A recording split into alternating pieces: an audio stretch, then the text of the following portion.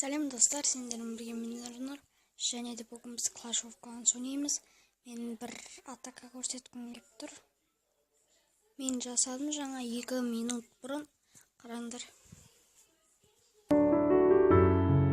Қараңдар қандай болса. Не былай алдым. Мен баласты жақтан кейін жіберіп.